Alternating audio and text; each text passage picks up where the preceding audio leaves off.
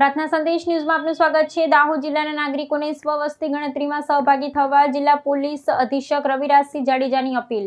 કોઈપણ રાષ્ટ્ર કે રાજ્યના વિકાસના કામો એ રાજ્યની વસ્તીના આંકડાના ઉપર આધારિત હોય છે। ગુજરાત રાજ્યમાં આગામી સમયમાં 1 જૂનથી વસ્તી ગણતરીની પ્રક્રિયાનો પ્રારંભ થઈ રહ્યો છે। વસ્તી ગણતરીના આંકડાને આધારે જ સરકાર દ્વારા વિકાસલક્ષી આયોજનો કરવામાં આવતા હોય છે, લોકોને વિવિધ યોજનાઓના લાભો પહોંચાડવામાં આવતા હોય છે। એટલે આ વસ્તી ગણતરી દરમિયાન સૌ નાગરિકોની આપણી ફરજ બને છે કે આપણે સચોટ અને સાચી માહિતી રાજ્ય સરકારશ્રીને, કેન્દ્ર સરકારશ્રીને પહોંચાડીએ।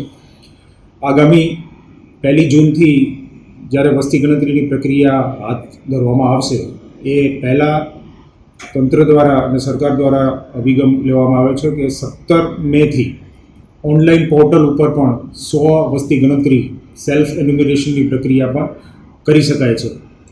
એ માટે થઈને વેબ પોર્ટલ પર se.census.gov.in પર જાગૃત નાગરિકો જઈ અને પોતાના કુટુંબની સચોટ માહિતી એમાં આપી શકે છે।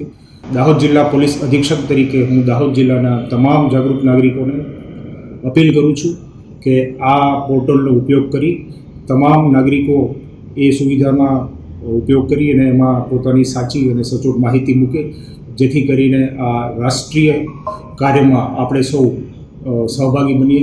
ફરી એકવાર સમગ્ર દાહોદ જિલ્લાની પ્રજાને જિલ્લા પોલીસ અધિક્ષક તરીકે મારી નમ્ર વિનંતી છે કે વસ્તી ગણતરીની પ્રક્રિયામાં આપણે સૌ ભાગ લઈ અને સાચી અને સચોટ માહિતી આપી સરકારશ્રીને ઉપયોગી થઈએ, જેથી કરીને આપણી આગામી પેઢી સરકારશ્રીની વિવિધ વિકાસલક્ષી યોજનાઓનો લાભ લઈ શકે। પ્રાર્થના સંદેશ ન્યૂઝની તમામ લેટેસ્ટ અપડેટ્સ માટે ચેનલને હમણાં જ લાઈક, શેર અને સબસ્ક્રાઇબ કરો।